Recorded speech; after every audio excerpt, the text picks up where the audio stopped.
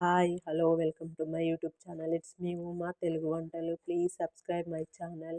ఇప్పుడు పిల్లలకి lunch box కోసం రెడీ చేసుకోవడం కోసం ఫస్ట్ బాస్మతి రైస్ని పొడి పొడిగా వండుకొని వండుకున్న వేడివేడి అన్నంని ఒక ప్లేట్లో వేసేసుకోవాలి. ఇప్పుడు అందులో 1 టీ స్పూన్ అంత సాల్ట్, 1 టీ స్పూన్ ధనియా పౌడర్, 2 టీ స్పూన్లంతా పెప్పర్ పౌడర్ కూడా యాడ్ చేసుకోవాలి. పెప్పర్ పౌడర్ ఫ్లేవర్ ఆ వేడివేడి అన్నంలో వేసుకోవడం వల్ల దాని టేస్ట్ డిఫరెంట్గా వచ్చి చాలా టేస్టీగా ఉంటుంది. పిల్లలు కూడా చాలా ఇష్టంగా తింటారు.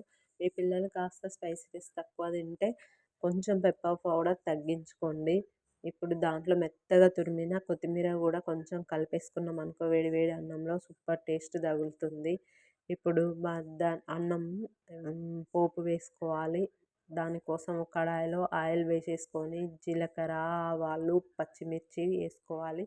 ఇప్పుడు ఒక క్యారెట్ సగానికన్నా ఎక్కువ ముక్కని మెత్త మెత్త పీసులు చిన్న చిన్న పీసులు మెత్తగా తురుముకొని అందులో వేసేసుకోవాలి. ఇప్పుడు 2 ఆనియన్లు చిన్న సైజువి కూడా ముక్కలు మెత్తగా తురుముకొని అవి వేసేసుకోవాలి.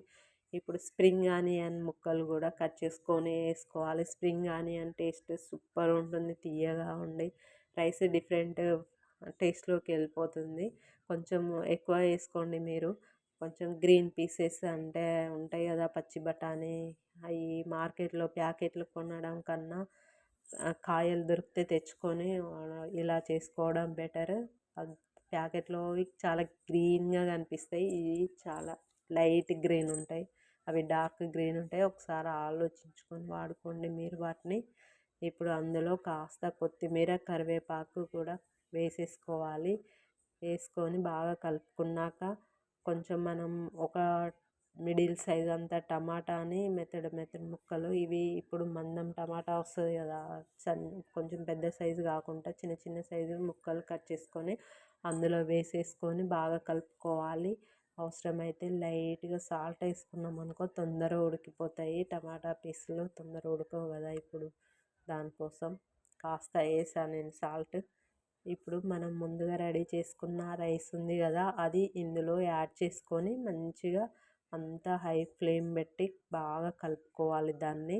ఇప్పుడు మనం వేసుకున్న మసాలాలు, కొత్తిమీర అన్నీ మంచిగా ఆ రైస్కి ఫ్లేవర్స్ అన్నీ సూపర్గా పడతాయి. టేస్ట్ మాత్రం అదిరిపోతుంది. హై ఫ్లేమ్లో చూడండి పొగలు ఎట్లా వచ్చేస్తుందో రైస్లో.